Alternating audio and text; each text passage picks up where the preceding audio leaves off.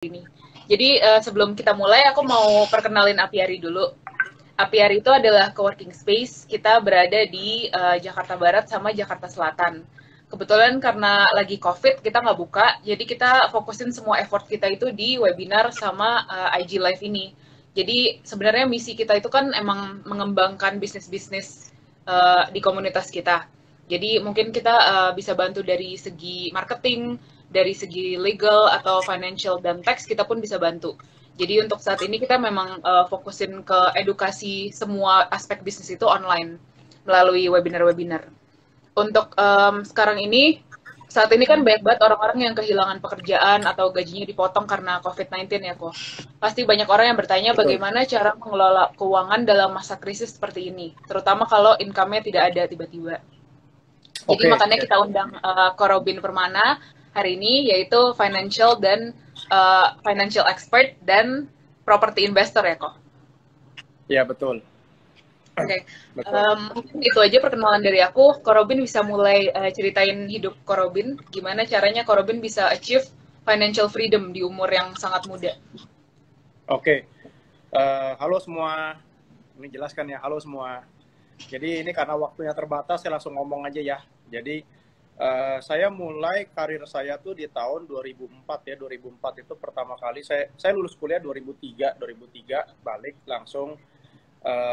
Saya mulai waktu itu saya memutuskan saya buka usaha, dan saya buka usaha di bidang manufaktur percetakan ya. Lalu singkat cerita, ketika saya menjalankan bisnis percetakan itu manufaktur tuh capek guys. Bisnis itu nggak ada yang, makanya kalau ada orang yang bilang gitu ya, kalau ada orang bilang bisnis itu bisa autopilot, bisa apa, jujur gue nggak terlalu percaya ya, gue agak-agak skeptis ya.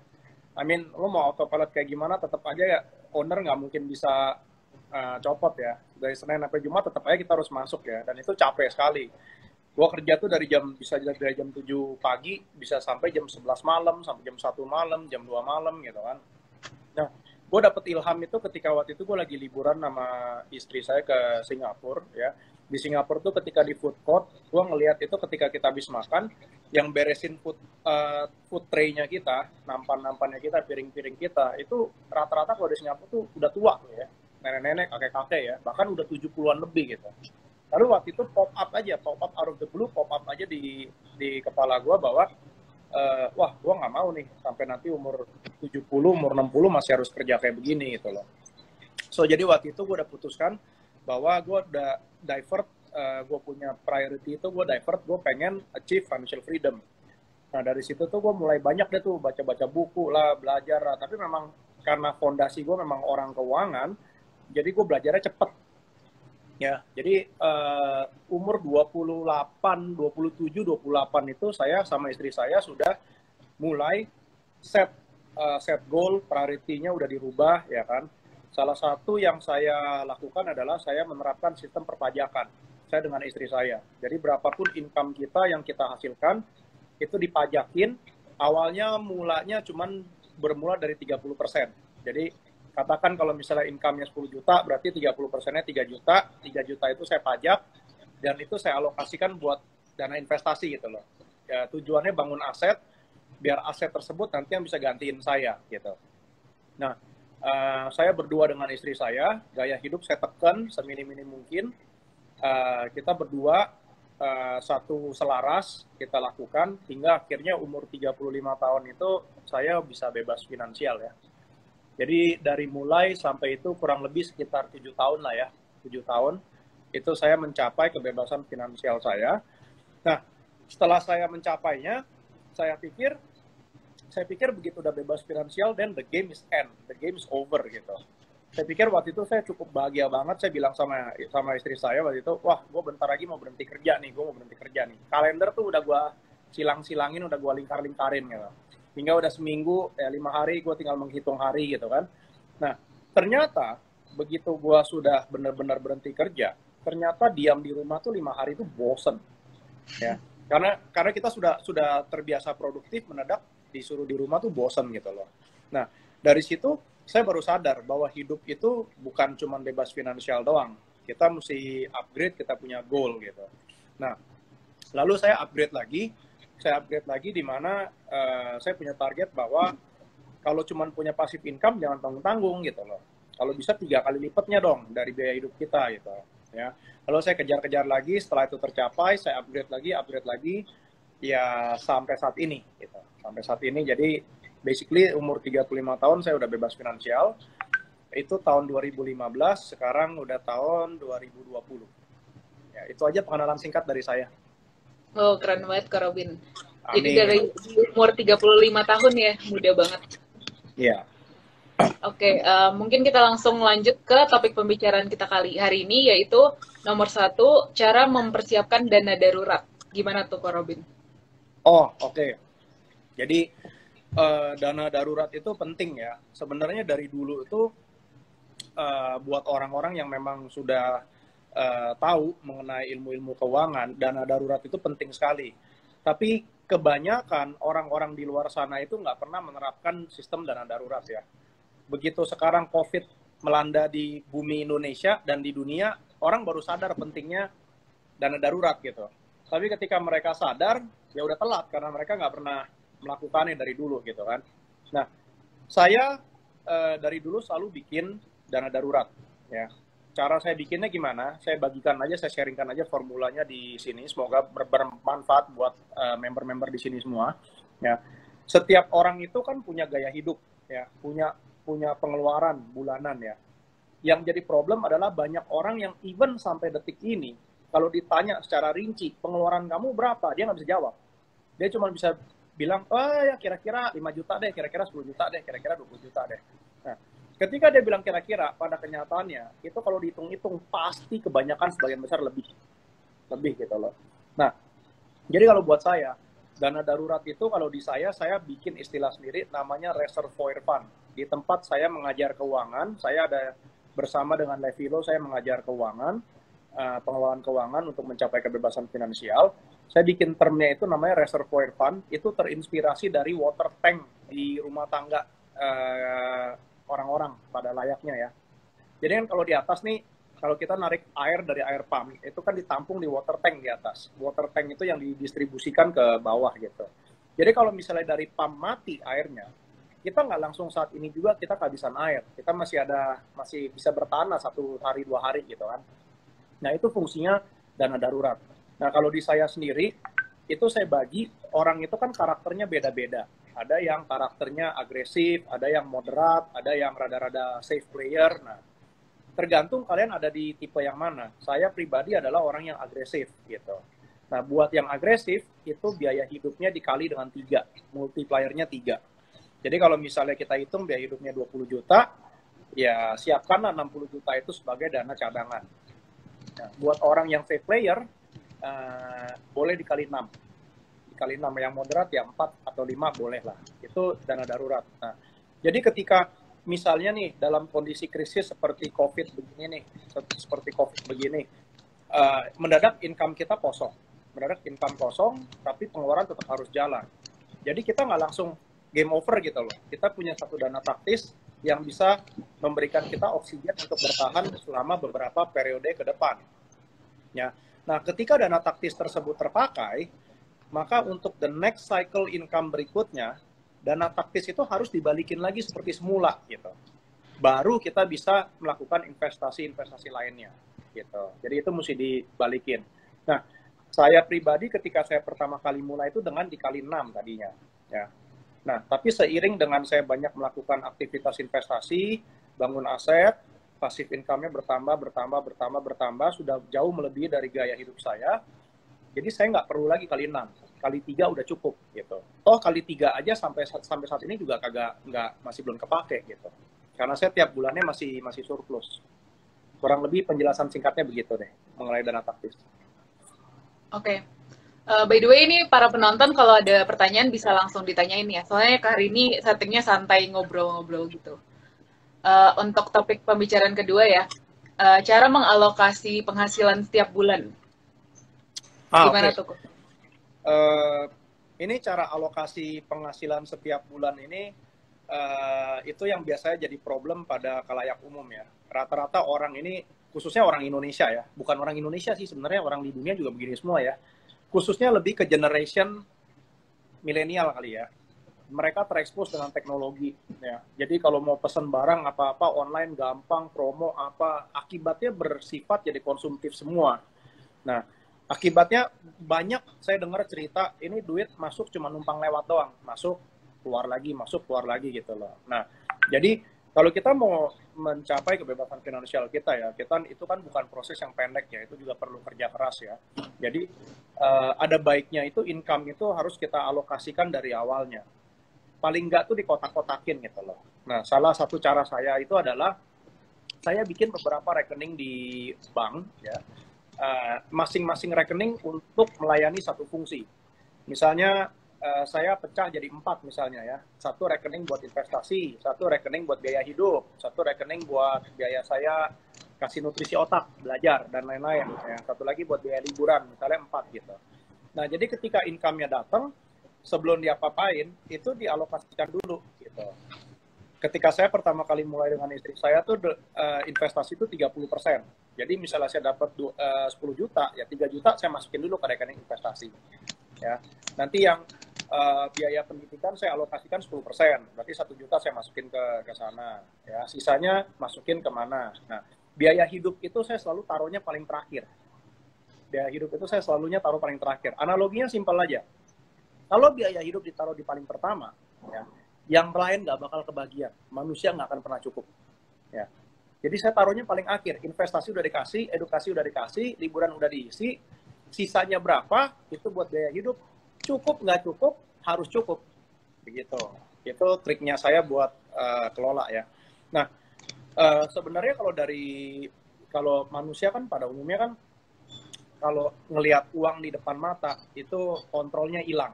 Ya. Jadi sebaiknya itu cara paling bagus adalah ketika kita nggak bisa melihat dengan jelas uang kita ada di mana gitu. Makanya ketika saya mendapatkan penghasilan gitu kan, saya udah kerjasama sama bank ya, saya minta sama banknya bahwa tolong setiap bulan tanggal sekian saya di direct debit, pindahkan ke rekening ini segini, rekening ini segini, rekening ini, langsung ketarik dananya. Jadi kita otomatis controllingnya jadi kuat, disiplin lah kita itu. Oke, tapi saya sambil tulis notes nih karena berguna banget tips-tipsnya. Oke, terus jadi nomor ketiga selanjutnya cara mengatur pengeluaran setiap bulan. Tadi kan cara mengalokasikan penghasilan ya. Kalau mengatur pengeluaran setiap bulan kira-kira gimana kok? Oke, kalau pengeluaran saya sharingnya yang umum aja ya. Kalau cara saya ekstrim banget, bener-bener ekstrim.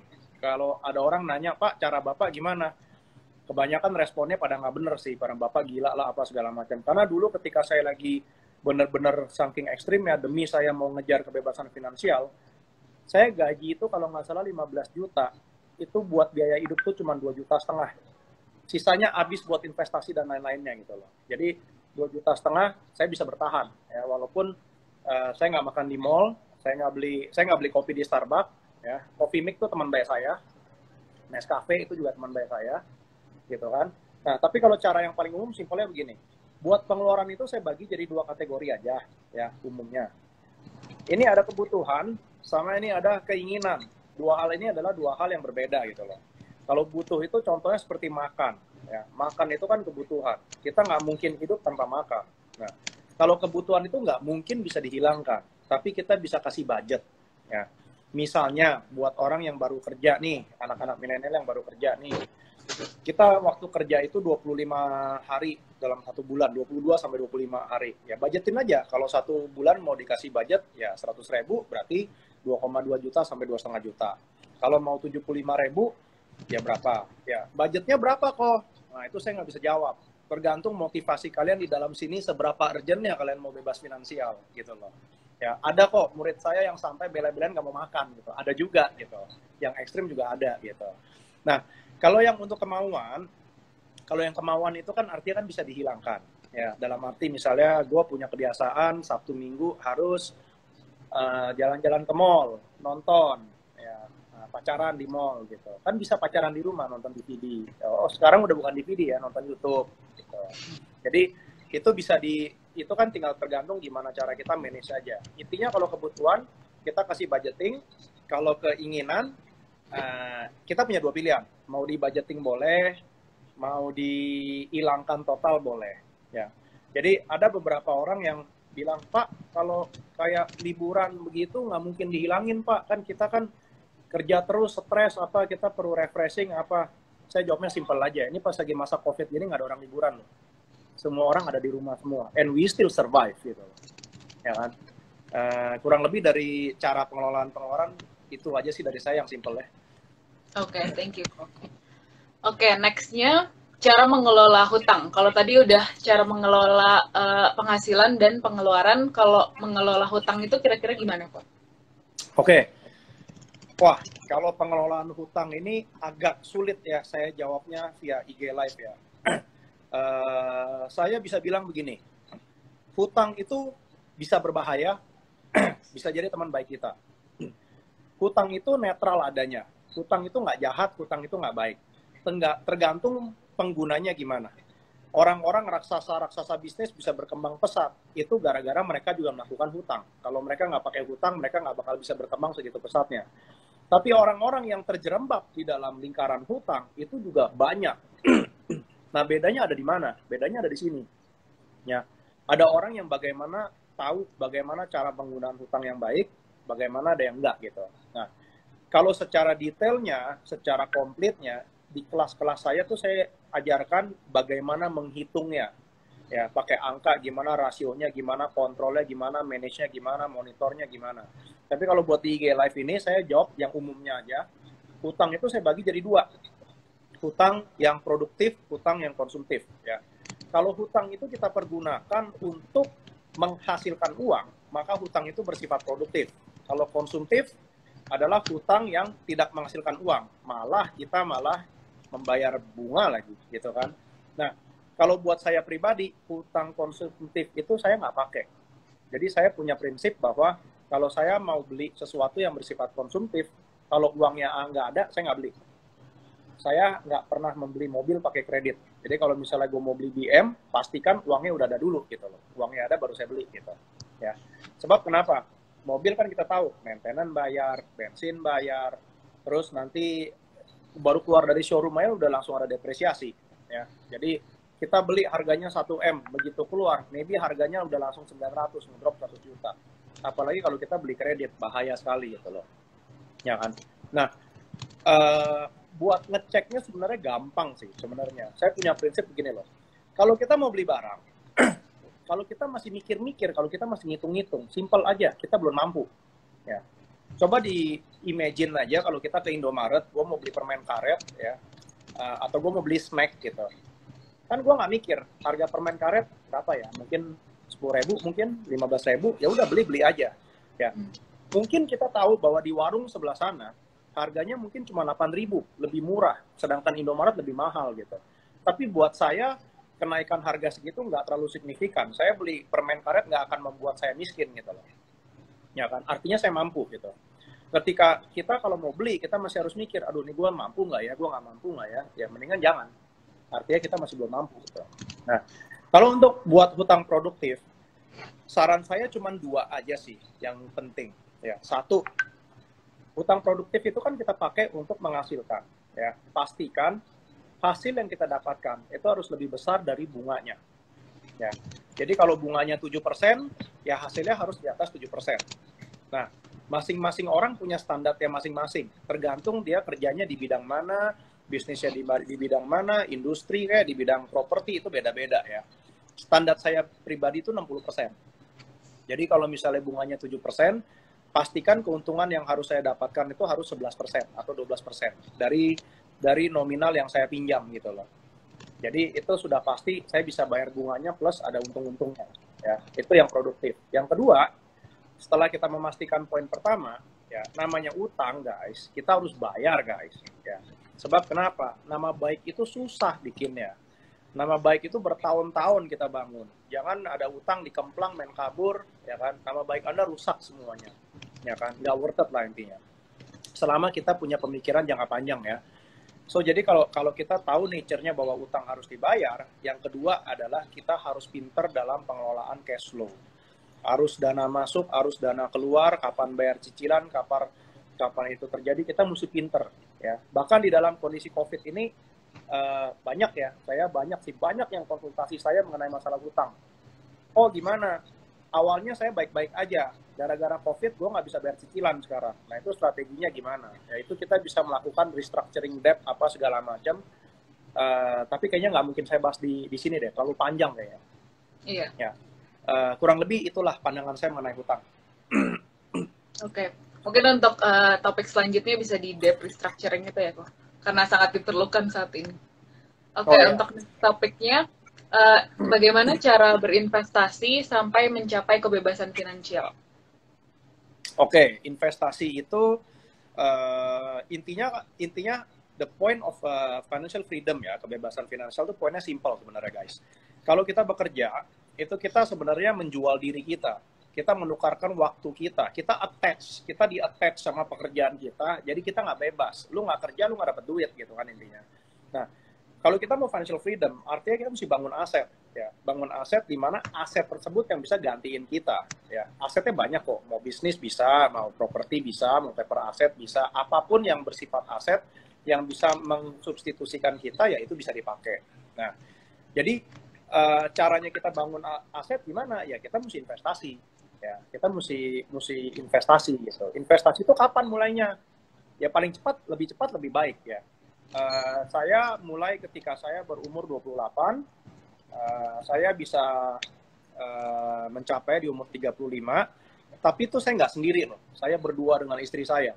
Jadi saya bahu-membahu berdua sama istri saya, dan saya juga caranya ekstrim sekali, benar-benar saya liburan juga jarang, apa juga jarang, benar-benar fokusnya di sana, ya. Jadi buat saya kebebasan finansial itu bisa dicapai nggak sih? Bisa, semua orang bisa, ya.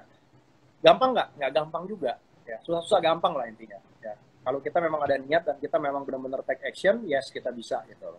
Saya ada beberapa murid saya juga yang, Pak, itu kan hanya bisa dicapai kalau penghasilannya besar. Enggak. Ya. Saya ada murid yang penghasilannya UMR. Saat ini sudah bebas finansial. Ya.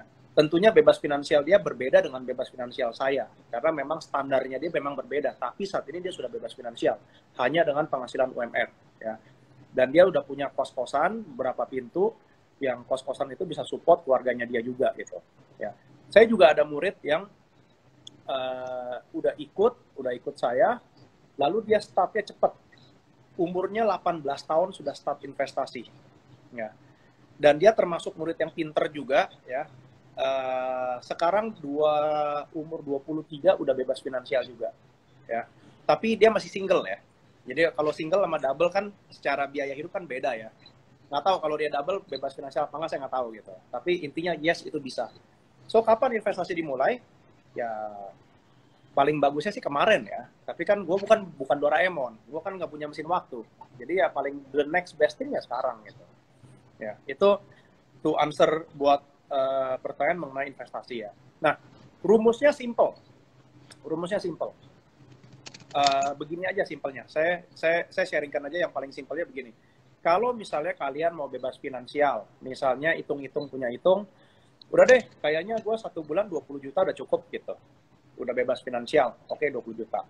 Nah, 20 juta, kira-kira dengan kapasitas kalian sekarang, kalian itu bisa menghasilkan, bisa mendapatkan investasi yang berapa persen return on investment-nya, secara confident-nya ya. Misalnya saya confident di angka 12%. Misalnya buat saya 12% itu gampang, nggak susah gitu. Deposito itu by the way cuma 5% ya, 5-4% ya. Saya bisa punya satu instrumen, atau saya punya pengetahuan, saya punya kemampuan untuk menghasilkan 12% itu buat saya relatif mudah gitu. Nah, 12% itu kan artinya kan 1 bulan kan 1% dong, ya. Kalau di 1 tahun kan itu 12%. Nah, tadi angkanya 20 juta, tinggal dibagi aja sama 12%. Udah, itu aset yang harus kamu kumpulkan. Jadi kalau 20 juta bagi 12%, 2M. Ya, jadi kamu harus memiliki 2M. Kalau Anda sudah memiliki 2M, investasi senilai 2M, maka dengan hitungan 12%, Anda bebas finansial dengan angka 20 juta. Gitu. Kalau masih mau punya rumah lagi, mobil lagi, ya ditambahin. Gitu. Itu hitungan cepatnya. Semoga menjawab ya pertanyaannya. Oke. Thank you kok, itu rumus yang oke banget. Oke, mungkin aku summarize dulu ya sebelum kita ke question and answer. Boleh. Jadi tadi untuk mengalokasikan penghasilan setiap bulan, Ko Robin suggest bikin 4 rekening yang langsung di auto debit setiap gajian atau Ya. deket-deket setelah gajian lah. Jadi 4 rekening itu bisa jadi investasi, biaya hidup, edukasi, dan hiburan. Terus yang kedua, cara mengatur pengeluaran setiap bulan itu dibagi menjadi 2 kategori. Kalau ada kebutuhan dan keinginan. Kalau Ya. kebutuhan seperti makanan yang kita nggak bisa hidup tanpa kebutuhan itu bisa dibudgetin setiap bulannya. Sebenarnya perlunya itu seberapa sih? Terus yang Ya. keinginan seperti nonton, jalan-jalan ke mall itu bisa dibudgetin juga. Atau kalau emang kita lagi mencoba menabung, dihilangkan sekaligus. Yes. Terus yang nomor 3 itu cara mengelola hutang. Ada 2 hutang, hutang produktif dan hutang konsumtif. Hutang produktif itu yang seperti kayak membeli properti gitu ya kok. Jadi kita Ya. rent out the property, kita menghasilkan uang. Ya. Yang penting pastikan hasil yang didapatkan itu harus lebih besar daripada bunganya. Jadi bunga Yes. hutangnya lebih kecil daripada hasil setiap bulan itu. Terus yang Yes. kedua, hutang konsumtif itu tuh seperti mobil yang langsung depresiasi pas kita keluar beli mobilnya. Ya. Itu coba dipikir-pikiran ulang. Kalau misalnya kita masih mikir-mikir pas mau beli, itu mendingan jangan dibeli dulu. Karena artinya Yes. kita belum mampu. Yes. Oke, untuk yang terakhir, cara berinvestasi sampai mencapai financial freedom, itu harus bangun aset. Rumusnya Korobin itu adalah set financial freedom targetnya itu berapa, kalian mau hidup berapa sebulan, misalnya 20 juta. Dengan target 20 juta, return of investment kita per tahun tuh targetnya berapa, misalnya 12%. Kayak Ya. sekarang kan P2P lending tuh udah banyak loh kok yang kayak 10%, 20% bahkan ada. Jadi Banyak. tinggal 20 juta dibagi 12% itu. Nah, itulah aset yang harus kita punya, cash yang kita punya. Sebesar 2M. Yes, tapi kalau untuk P2P lending hati-hati ya. Untuk peer-to-peer lending, gini loh. Betul, rumusnya secara umumnya begitu. Tapi kita mesti pilih investasi yang sustain. Sustain dalam arti yang benar-benar income-nya tuh sustain. Jangan bulan ini dapat income, bulan depan orangnya udah pergi. Itu bahaya gitu loh. Sebab kan lucu, gua taruh 2M dapat 20 juta, besok 2M gua hilang. Kan lucu gitu kan. So jadi jujur saya I'm not favor in P2P lending. I'm not favor in P2P lending. Tapi apakah P2P lending itu berupa investasi? Yes, betul investasi gitu. Tapi kita mesti cermat buat mikirnya gitu. Banyak research lah ya. Banyak research, yes. Nah, tentunya begini, biasanya ketika saya mengajar di kelas atau di workshop atau di seminar, ya, saya lebih demen mengajar direpresentasikan dengan angka. Karena kalau saya kasih contoh angka tuh orang dapat konsepnya gitu. Tapi kalau di IG gini kan susah ya, susah. Gue ngomongnya cuma bisa yang simple-simple aja gitu. Jadi quote and quote yang saya ajarkan hari ini tuh baru yang apa ya, yang bersifat umum gitu. Jadi kita tetap mesti melakukan research juga buat lebih detailnya gitu. Oke. Mungkin kita sekarang open ke question ya. Kalau ada yang punya pertanyaan bisa langsung ditanyakan ke chatnya. Sementara itu tadi udah ada 2 pertanyaan sih kok. Pertanyaan yang pertama itu apa Indonesia bakalan resesi? Apa sekarang saat yang tepat untuk membeli? Indonesia sudah resesi. Saat ini Indonesia sudah resesi. Ya, seluruh dunia sudah resesi. Bahkan ada yang memprediksikan bahwa kita bakal balik lagi ke The Great Depression tahun 1930-1971. Ya. Jadi kan banyak orang yang bertanya, ini COVID bisa berapa lama? Bisa berapa lama? Krisis 98 itu kita perlu waktu sekitar 3-4 tahun untuk recovery. Krisis 2008 itu sekitar 2-3 tahun untuk recovery. Kalau COVID ini jadi sama kayak The Great Depression yang tahun 1930 sama 1971, itu mereka perlu waktu 20 sampai 25 tahun untuk recovery. Ya. Nah, tapi kalau dari kacamata saya kita udah masuk resesi. Kalau dari kacamata saya kita sudah masuk resesi. Apakah ini waktu yang tepat untuk membeli? Yes. Buat orang yang punya duit. Ya.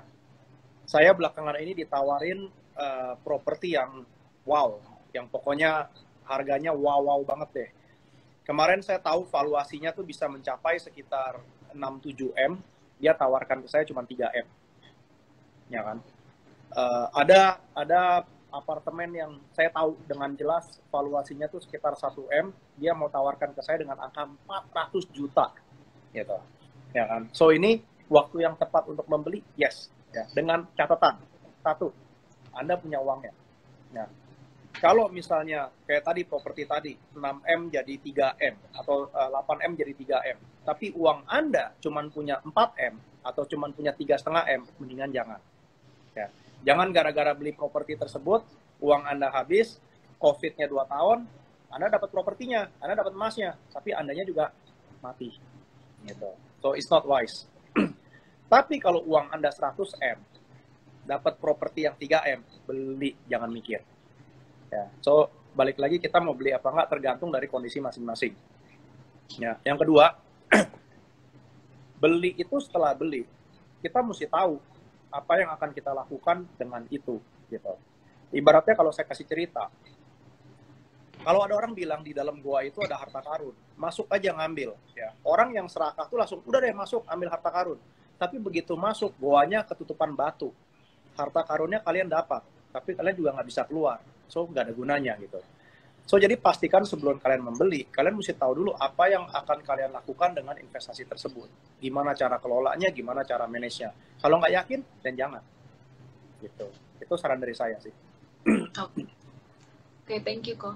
Untuk question yang kedua, tadi ada yang nanyain bagaimana planning yang bagus agar bisa investasi properti yang butuh modal besar. Gimana ngumpulin modal yang cepat dengan gaji seorang karyawan biasa? Oke, dengan gaji seorang karyawan biasa, yang paling cepat itu networking. Ya, yang paling cepat itu networking. Tahun 2017 saya mengakuisisi properti 13 properti dalam 1 tahunnya. Jadi kalau dibagi 12, rata-rata 1 bulan saya beli 1, gitu. Ya, rata-rata saya beli nggak menggunakan uang saya sendiri, ya kan. Jadi ya simple aja. Salah satu keunggulan dari properti adalah properti itu sangat gampang, sangat mudah untuk dikolateralkan ke bank, dijadikan sebagai jaminan. Jadi ibaratnya kita dapat pendanaan dari bank itu gampang kalau buat properti ya. Kalau buat bisnis dan saham susah. Kita nggak mungkin gadaikan saham kita sama si bank. Bang, ini ada saham senilai 1M, pinjemin gua dong 800 juta. Bank nggak bakal mau. Tapi kalau properti mungkin mau gitu. Nah, itu keunggulannya dari properti. Karena unggulannya properti ada di situ, ya kita manfaatkan. Ya. Yang kedua, siapa sih yang bilang satu properti harus dibeli 1 orang? Kan boleh beli 1 properti 100 orang. Kan bisa juga gitu loh. Nah, network juga bisa gitu. So, banyak caranya. Yang penting kita mau berpikir secara kreatif aja. Oke. Pertanyaan selanjutnya, tadi ada yang nanya, apa Ko Robin pernah pengalaman P2P yang NPL? Belum pernah, karena gue nggak main di P2P sama sekali. Oke, P2P itu adalah jenis obligasi. Obligasi artinya kita meminjamkan uang kita kepada orang lain yang kira-kira ya seharusnya dipakai untuk sesuatu yang produktif ya, untuk usaha, untuk apapun itu. Nah, nanti kita dibayar lewat bunga ya, lewat bunga pinjaman. Jadi bersifat obligasi. Nah, saya main nggak obligasi? Yes, saya main. Ya. Dibuat saya bikin kategori obligasi itu ada 2, terbuka dan tertutup. Ya. Kalau tertutup itu artinya obligasi di lingkaran inner circle saya kenal. Misalnya saya kenal Casey. Jadi kalau saya mau minjemin uang saya ke Casey, saya tahu nagihnya kemana, Casey ada di mana, ya latar belakangnya gimana saya tahu gitu. Ya. Nah, kalau yang terbuka, kenapa saya nggak main di P2P? Karena jaminannya nggak kuat gitu loh. Kalau terbuka, saya mendingan ngambil sukuk aja atau obligasi pemerintah aja, itu lebih terjamin gitu. Ya, ibaratnya prinsip investasi itu kan adalah kita mau mengejar keuntungan, tapi pokoknya kita mesti secure dong. Ya, lucu kan? Untungnya berapa Pak? 20%. Tanam 1 juta, untung 200.000. Tapi kalau boncos 1 jutanya hilang. Ya, jadi kita mesti kunci dulu 1 jutanya biar aman dulu, baru 20%-nya kita ambil. Ini mindsetnya kebalik nih. Rata-rata orang investor di luar sana diiming-imingin sama keuntungan udah masuk. Makanya money game itu kalau di Indonesia tuh tumbuhnya dengan cepat gitu loh. dijanjin returnnya gede, orang masuk. Tapi pokoknya mereka nggak pikir kapan mereka mau bisa exitnya gimana, exit plan-nya gimana, cara exitnya gimana. Kalau terjadi musibah begini, gue mesti gimana? Ya, itu sih alasannya kenapa saya nggak main di P2P. Kok ini ada lanjutan pertanyaan nih. Itu kan banyak P2P yang bilang mereka tuh sebenarnya non-performing loan itunya 0%. Meaning belum ada yang non-performing. Itu tuh menurut Korobin beneran atau gimmick? Ya orang bebas lah mau ngomong apa aja. Kalian mau pinjam sama saya juga saya bilangnya NPL saya 0 kok gitu. Orang bebas pengen ngomong lah. Look guys, yang bertanggung jawab sama uang Anda itu bukan yang punya P2P. Yang bertanggung jawab sama uang Anda adalah uang Anda sendiri. Adalah Anda sendiri. Ya. Jadi yang khawatir itu bukan mereka, harusnya Anda sendiri yang khawatir. Yang do the homework itu siapa? You guys have to do the homework gitu. Ya kan? By the end of the day, decision making apapun yang kalian bikin, you guys mesti ready to accept konsekuensinya apa gitu. Ya kan? So jadi kalau saya prinsipnya simple. Saya hanya masuk ke instrumen investasi yang saya kuasai. Karena sekarang ini kan lagi zaman teknologi begini kan banyak P2P kan baru 2 tahun ya, baru 2 tahun 3 tahun belakangan ini gitu ya. Jadi sekarang dengan adanya teknologi dan sekarang juga orang-orang pintar juga makin lama makin banyak. Jadi bisnis model juga tambah lama tambah banyak gitu. Jadi ya it's up to us. Kita mesti do research dulu gitu.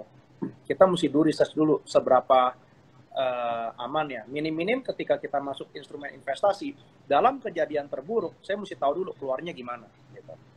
Contoh, properti. Ya. Kenapa saya suka di properti? Karena saya nguasain instrumen properti dengan jelas. Ya, ketika saya masuk properti begini, terus misalnya, Pak, properti kan kagak liquid. Nanti kalau Bapak mau cairkan gimana? Gampang kok. Saya tinggal refinance saja ke bank. Saya tinggal refinance ke bank, saya dapat uang lagi.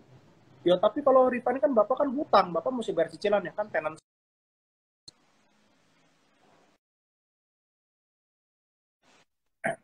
Jadi, putus ya tadi ya? Iya. Oke. Contohnya properti tadi ya. Jadi ketika saya mau exit gimana? Ya, kita bisa jual propertinya. Ya. Tapi jual properti kan susah kok. Kalau memang lagi jelek, kita nggak bisa jual. Nanti jualnya rugi. Ya, dan jangan jual.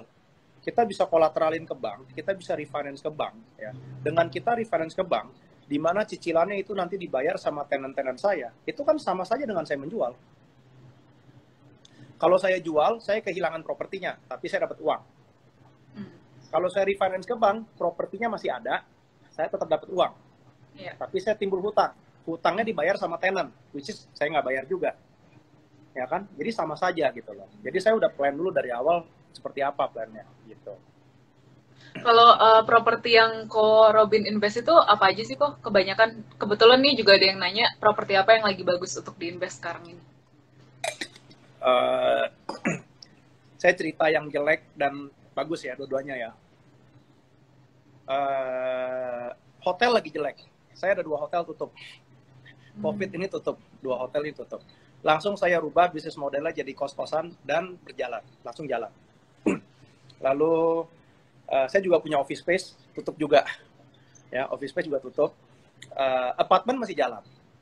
Apartemen masih jalan, rumah masih jalan. Ya itu, saya ada di rumah, saya ada di apartemen, saya ada di rumah kos juga saya ada, hotel juga ada, komersial juga saya ada. Ya, office space yang komersial. Berarti untuk saat ini yang masih berjalan itu yang kos-kosan itu ya? Yang properti yang saat ini berjalan itu adalah properti yang sifatnya residensial. Orang pakai buat tinggal. Kalau yang sifatnya buat komersial, rata-rata pada mati ya. Kantor udah pasti mati sekarang. Kantor mati ya. Kayak hotel. Orang datang ke hotel itu cuma ada 2 segmentasi orang. 1, orang berlibur. 2, orang kerja. Berlibur udah pasti nggak jalan. Pariwisata lagi mati. Ya, kerja PSBB nggak bisa, nggak boleh. Jadi hotel udah pasti nggak drop gitu. Tapi kalau misalnya kos bulanan, itu kan orang reside di dalamnya sebagai ya boleh dibilang ya sebagai tempat buat isolasi diri juga kan. Iya. Gitu. Jadi yang bersifat residensial masih jalan. Yang komersial nggak. Saat COVID ini lagi nggak berjalan. Oke. Semuanya nanti kalau ada pertanyaan lebih lanjut bisa chat sekarang ya, karena kita masih ada banyak waktu. Untuk tadi ada pertanyaan dari Lydia Chloe, untuk masa ini apa investasi obligasi termasuk investasi yang efektif kok? Untuk saat ini obligasi, kita mesti tahu ya, namanya orang obligasi, artinya orang kan minjem uang kita untuk diputar di usahanya. Ya. Jadi kamu mesti ngecek industrinya apa. Kalau sekarang misalnya salah satu industri yang kena kan pariwisata ya. Jadi travel agent. Kalau travel agent pinjam duit kamu misalnya, dan dia untuk bilangnya mau kembangin dia punya travel agent saat masa COVID ini, kayaknya susah deh. Ya, jangan-jangan tuh uang dipakai buat dia beli makanan gitu loh. Ya kan? Nah, jadi kamu mesti ngecek industrinya ada di mana. Tapi pada dasarnya menimbang COVID ini hampir seluruh sektoral itu kena, ya. Saat ini obligasi lagi nggak terlalu bagus, ya. Rumusnya sebenarnya sederhana aja. Obligasi yang bagus adalah obligasi yang produktif. Obligasi kan hutang produktif itu yang bagus. Nah, saat ini semua sektor industri dan hampir seluruh lini itu kena gitu. Jadi sekarang ini agak ngeri sih, agak ngeri kalau buat obligasi. Saya pribadi saat ini lebih banyak di deposito. Kalau yang uang nganggur ya, uang nganggur itu saya taruh di deposito saat ini. Oke. Christopher 999 nanya, saat invest properti, kapan waktu atau kondisi yang bagus untuk jual atau take profit kok? Tergantung kemampuan. Kalau kemampuannya udah tinggi, jawabannya kapan saja. Kalau kemampuannya belum expert, belum advance, lihat siklusnya. Properti kan juga kan punya siklusnya. Nanti di Google aja, di Google itu tinggal masukin kata kuncinya property clock, ya. Itu dia tuh ada satu kayak jam properti itu kapan naik, kapan turun, dia ada indikatornya, tinggal ikutin itu aja. Berarti artinya kita mengikuti wave yang ada yang terjadi di market gitu intinya. Itu buat yang beginner. Tapi kalau buat yang udah advance, kita nggak nunggu di market, kita bikin wave sendiri gitu. Contohnya kita tahu tahun 2016 ya, 2016 mulai 2017, 2018, 2019 itu jualan properti lagi susah karena properti memang lagi menurun ya. Yang booming kan 2012 kan booming ya, 2011 2012 kan booming tuh properti ya. Tapi dalam kondisi menurun, saya tahun 2018 itu satu tahun saya jual 9 properti dan semuanya profit semua. Semua profit paling kecil itu 30% saya profitnya dalam kondisi begitu. Kenapa? Karena saya menguasai instrumen properti, saya tahu cara-caranya gitu. Ya, jadi saya tahu gimana cara menjualnya, saya tahu ini segmennya mesti kemana gitu. Tapi kalau buat orang yang masih baru, kemampuannya belum ada, ya tunggu. Ibaratnya ada orang bilang kalau properti lagi booming, di kantor developer properti, even OB aja ditunggu di kantor pun bisa menjual gitu loh. Ya, jadi kita tunggu siklusnya kalau buat yang newbie gitu. Oke. Ada question lagi nih dari Herbert. Kalau investasi apartemen apa menguntungkan? Apa plus minus dengan lending investment? Dua-duanya menguntungkan, cara mainnya berbeda. Tahun 2017 ketika saya mengakuisisi 13 properti, itu sebagian besar apartemen. Tahun 2018, saya jual 9, itu sebagian juga apartemen. Dengan saya jual 9, keuntungannya itu bisa membayar hutang yang 4 tersebut langsung lunas dalam waktu 1 tahun. Jadi ada 4 apartemen yang langsung lunas dalam waktu 1 tahun. Hingga saat ini, apartemen itu masih memberikan saya passive income. So, jadi, yes, why not, gitu. Ya, so, saya tahu in general orang Indonesia khususnya banyak yang bilang, oh rumah ada landednya, apartemen nggak ada landednya, apartemen kan cuma bangunan doang kok, tanahnya nggak ada. Ya, it depends kemampuan Anda ada di mana, knowledge Anda ada di mana. Ya, banyak kok orang yang make money banyak dari apartemen, banyak sekali gitu. Orang yang make money banyak dari landed juga banyak juga gitu. Jadi bisa aja. Dan pada dasarnya di dalam dunia membangun aset buat mengejar kebebasan finansial, jalannya banyak. Nggak harus properti.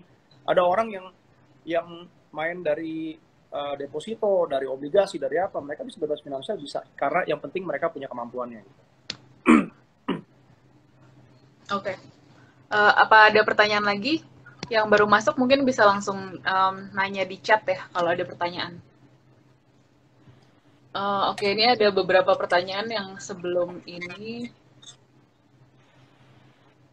Kalau Robin itu pakai app website seperti Travelio atau Airbnb atau gimana kok untuk renting out-nya? Kebetulan saya pernah pakai Airy. Saya pernah pakai Airy, bukan Travelio saya nggak pernah pakai, Airbnb saya nggak pernah pakai. Saya pernah pakai Airy, ya. Tapi waktu itu saya pakai Airy, buat yang 2 hotelnya saya itu saya pakainya Airy. Saya pakai Airy. Tapi kan sekarang COVID kan kagak jalan kan. Nah, pada dasarnya sebelum saya pakai Airy, saya sendiri juga udah punya tim. Saya punya tim sendiri. Jadi ibaratnya ketika saya fokus ke satu instrumen di properti, saya berusaha push the limit up. Kalau bisa saya main dari hulu ke hilir. Jadi luas gitu loh. Jadi makanya buat saya mau exit kapan aja saya tahu caranya. Exit begini, open danaan kurang, saya ada ini. Nanti manage begini, saya udah tahu karena saya mainnya dari hulu ke hilir gitu. But yes, pihak ketiga buat manajemen properti sekarang banyak banget ya. Termasuk saya juga ada jasa buat manajemen properti juga. So, jadi kalau bagi orang yang punya properti nggak tahu kelolanya gimana ya, di perusahaan saya itu komplit. Saya bisa dari bangun, renovasi sampai manajemen. Jadi benar-benar investor tuh cuma duduk manis doang, udah duduk manis terima duit gitu. Ya, sisanya dirty works-nya udah di handle sama tim saya. Oke. Mungkin ada pertanyaan lagi nih. Tadi kan kita ngomongin suksesnya Ko Robin dalam investasi properti itu. Tapi what is the worst investment mistake you've ever made? Money game. Saya pernah kena money game. Oh. Saya pernah kena money game. Waktu itu saya masih newbie lah ya, masih junior lah, sama kok. Makanya kenapa saya bisa menjawab, karena saya mengajarkan berdasarkan dari pengalaman saya pribadi gitu. Karena dulu gue juga ditawarin orang money game, lu tahu nggak, gue invest ini untung nih. 1 orang bilang untung, 2 orang bilang untung, 3 orang bilang untung, ya udah gue ikut-ikutan. Giliran gue ikut boncos, ya. Saya rugi sampai 800 juta waktu itu. Cuman gara-gara ikut satu money game. Ya kan? Nah, itu jadi pelajaran buat saya. Ya, makanya dengan adanya pembelajaran itu, yaitu sayangnya kan gue belajarnya kan mahal jadinya. Gue mesti habis duit 800 juta, gue baru belajar bahwa money game itu kalau kita masuk sebelum kita tahu jalan keluarnya, kita adalah bodoh gitu. Tapi gue bayarnya mahal 800 juta. Makanya sekarang gue bilang, ya, buat kepada murid-murid yang ikut di kelas saya, kalian ini beruntung. Kalian bayar saya ini murah dibandingkan dengan biaya uang sekolah saya yang memang dari pengalaman ya intinya ya. So, saya juga pernah boncos, yes. Jadi jangan disalahartikan orang, wah ini si Ko Robin apa-apa bisa. Enggak, saya bisa karena saya pernah boncos. Saya bisa karena saya sering jatuh dulu. Oke. Oke, kita ada 13 menit lagi nih. Kalau ada yang ada pertanyaan, silakan langsung di chat box ya. Ini ada pertanyaan dari Maru Famar. Pekerjaan pertamanya apa, Om? Saya usaha di bidang percetakan. Waktu itu saya bangun usaha dari nol. Modal saya pertama tuh 50 juta. Itu juga minjem. Lalu saya balikan. Ternyata usaha saya juga lumayan, diberkahi Tuhan. Tapi buat ekspansi saya perlu modal lagi 250 juta. Itu juga minjem lagi. Akhirnya 2-3 tahun saya balikan. Hingga akhirnya berkembang.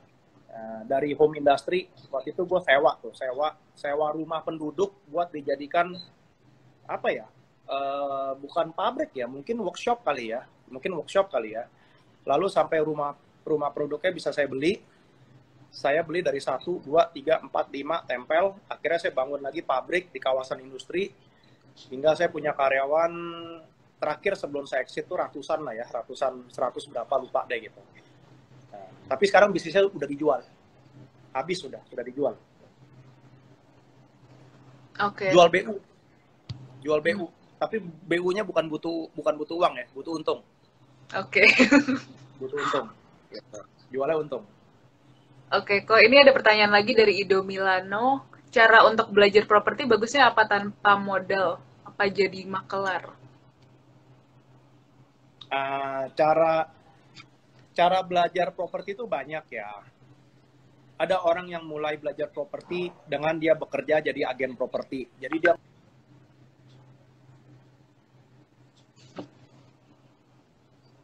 dia jadi agen properti, dia menguasain dari sisi penjualannya dulu. Ya, ada juga orang yang belajar properti karena dia ini adalah analis kredit bank dari sisi pendanaannya dulu. Jadi ibaratnya terserah ya, kita mau ke Bandung, mau dari Jakarta, mau dari Surabaya, mau dari Semarang, tetap semuanya bisa nyampe gitu loh. Tapi cara belajarnya beda-beda. Nah, kalau mau belajarnya lebih cepat ya, kalau mau belajarnya lebih cepat, bisa ibaratnya helikopter view lah ya, bisa ngelihat dari sisi ini, sisi ini, sisi ini, sisi ini, seminar. Itu udah paling cepat gitu. Paling cepat. Tapi mungkin nggak akan sedetail seperti kalau misalnya kamu kerja di agen properti 5 tahun ya, tentunya kamu akan menguasai pasaran properti dan gimana teknik-teknik menjual gitu loh ya. Seminar nggak mungkin dalam 1-2 hari bisa menguasain ilmu teknik menjual yang ditempuh 5 tahun dengan praktek kerja lapangan ya, tapi paling nggak seminar itu kasih helikopter view gitu. Jadi oh nih kalau dari angle sini begini, dari angle dari sudut pandang ini begini, sudut pandang ini, nah sisanya kalian mesti explore sendiri gitu. Oke, thank you kok. Oke, kita ada 10 menit lagi. Tolong cantumin pertanyaannya kalau ada. Oke, ini ada pertanyaan lagi. Pentingnya asuransi itu apa sih kok, dan cara memilihnya dengan baik itu gimana? Oke, pentingnya asuransi. Ini gue jawab dari kacamata saya ya. Buat saya, asuransi itu adalah proteksi, bukan investasi. Jadi asuransi itu pentingnya untuk melindungi diri kita. Nah, kapan waktu yang terbaik untuk beli asuransi? Buat saya pribadi, ini asuransi kan banyak jenisnya ya. Ini saya ambil contoh asuransi jiwa ya. Yang rata-rata kan yang paling dikenal kan asuransi jiwa sama asuransi kesehatan ya. Kalau asuransi jiwa itu saya belinya ketika saya dalam proses mengejar kebebasan finansial saya. Ya. Karena tujuannya kan untuk memprotek diri saya, untuk memprotek keluarga saya maksudnya ya. Ketika saya sudah bebas finansial dan ketika passive income saya sudah jauh lebih tinggi daripada gaya hidup saya, maka asuransi itu jadi nggak penting lagi. Ya. Karena saya sering ditanya sama orang asuransi, Pak, Bapak mesti beli asuransi, Pak.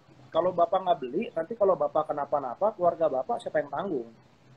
Istri sama anak gimana, siapa yang tanggung? Ya, jawaban saya simpel, semua properti saya bisa tanggung mereka. Robinnya hilang, propertinya kan nggak hilang gitu. Ya kan, jadi relatif importance-nya jadi berkurang ya. Kalau saya masih mau asuransi jiwa, ya itu pilihan saya pribadi, mau apa enggak gitu intinya ya. Saya masih pakai nggak asuransi jiwa? Masih sih, bukannya nggak pakai, masih juga. Tapi saya sekarang makainya bukan untuk cover jiwa saya makainya untuk biar bisa di cover asuransi yang cover cancer, penyakit-penyakit yang mematikan, itu kan biasanya kan nempel sama asuransi jiwa. Itu sih, saya tujuannya pakainya yang gitu. Nah, kalau kita sudah bebas finansial, udah nggak terlalu penting bagi saya. Kalau mau pakai pun itu pilihan. Kalau kita belum mencapai kebebasan finansial kita, itu penting. Ya, kayak contoh tadi saya mesti ngejar ngumpulin 2M. Ya, 2M kan? Kan dalam proses ngumpulin 2M kan bukan klek 1 hari kerja besok langsung dapet kan, enggak gitu. Itu kan perlu waktu proses yang panjang gitu kan. Nah, ketika misalnya saya dalam proses waktu yang panjang tersebut, kalau terjadi apa-apa dengan saya, gimana nasib anak istri saya? Nah, disitulah saya beli asuransi. Jadi saya akan beli asuransi senilai yang coverage-nya itu bisa cover 2M. Jadi kalau Robinnya meninggal, keluarganya bebas finansial langsung. Ya, itu cara saya berpikirnya. Ya. Seiring nanti asetnya sudah mulai terkumpul, nih, misalnya dari 2M sudah terkumpul jadi 1M, maka nilai coverage saya boleh saya turunkan. Ya, nah, itu tinggal opsional gitu. Tapi begitu bebas finansial itu udah pilihan total. Itu udah bebas gitu. Semoga jawaban saya bermanfaat ya. Oke, karena waktunya udah sedikit lagi nih, kita jawab satu pertanyaan lagi terus kita wrap up ya kok.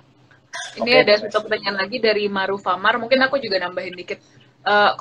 Ko Robin itu diversifikasi investment nggak? Apa cuma properti atau ada sahamnya? Terus lebih milih yang mana di antara dua itu? Oke, itu pertanyaan yang bagus banget. Awalnya ketika saya mulai, enggak, fokus. Karena saya orang yang fokus. Saya percaya bahwa orang kalau diversify, ya, kalau orang itu diversify, kekuatannya, energinya, powernya, semangatnya kepecah-pecah. Fokusnya juga kepecah-pecah. Hasilnya nggak akan maksimal gitu. Saya dari awalnya fokus. Ketika saya bangun bisnis, saya nggak mikir yang lain-lain, bisnis. Ketika saya berinvestasi properti, saya nggak mikir yang lain-lain, properti gitu. Tapi ketika di posisi sekarang ini, saya diversify. Saya banyak diversify. Jadi artinya apa? Artinya tuh, kan seumur hidup kita, bukan artinya kalau dulu gue kecilnya bandel, sampai seumur hidup gue bandel, kan nggak juga dong. Gue bisa bandel, gue bisa baik juga dong. Habis baik, balik lagi ke bandel juga masih boleh kan, gitu. Jadi, ketika dulu saya fokus. Ketika sekarang, saya diversify. Kenapa sekarang saya diversify? Ya, karena, contoh begini, passive income dari properti masuk. Sebelum itu bisa cukup untuk mengumpulkan, untuk membayar DP berikutnya, saya parkir di reksadana. Atau saya parkir, atau saya memang demen, number is my best friend. Saya demen ngotak-ngatik angka, jadi saya demen trading saham, jadi saya juga main-main di trading saham gitu. Saya sudah mulai diversify. Ya. Ketika sudah banyak, kita harus diversify. Ya. Dan maksudnya diversify ini kadang-kadang nggak harus pindah kelas gitu. Contohnya, saya tetap di mainstream, saya tetap di properti. Tapi propertinya saya diversify. Ada office space, ada hotel, ada kos, ada apartemen. Makanya begitu COVID ini kena, saya ada yang kena, ada yang enggak gitu. Jadi passive income saya nggak mati total. Ya, saya mati cuma sekitar 30%, 40% mati, 60% masih jalan gitu. Ya, itu pentingnya diversify. Gitu sih. Jadi kalau lebih milih saham sama properti mungkin gimana kok? Properti. Saya tetap pilih properti. Karena kuncinya adalah properti saya punya kontrol banyak. Saham saya nggak punya kontrol banyak. Saham itu kontrolnya terbatas. Ketika saya beli, kalau misalnya saham ini naik atau turun, saya cuma bisa putusin gue mau bertahan atau gue mau jual. Intinya gini, gue mau bertahan atau gue mau exit. Kalau properti saya beli, saya punya segudang cara untuk ini mau dinaikin kayak, ini mau dibangun lagi kayak, ini mau dirubuhin kayak, ini mau pilihan saya banyak gitu. Saya demen yang punya kontrol ya. Jadi saya bisa kreatif di dalam. Oke, kayaknya kita bisa wrap up. Mungkin Ko Robin bisa give one last piece of advice for everyone watching. Oke. Buat para member dari Apiari Coworking, saya cuma mau kasih 30 second. Oke, 30 second. Oke. Financial freedom is for everyone. Semua orang bisa achieve. Tapi kuncinya apa? Apakah dia gampang? Enggak juga. Apakah dia susah? Enggak juga. Kuncinya telaten, take action, sama jangan lupa belajar guys. Belajar.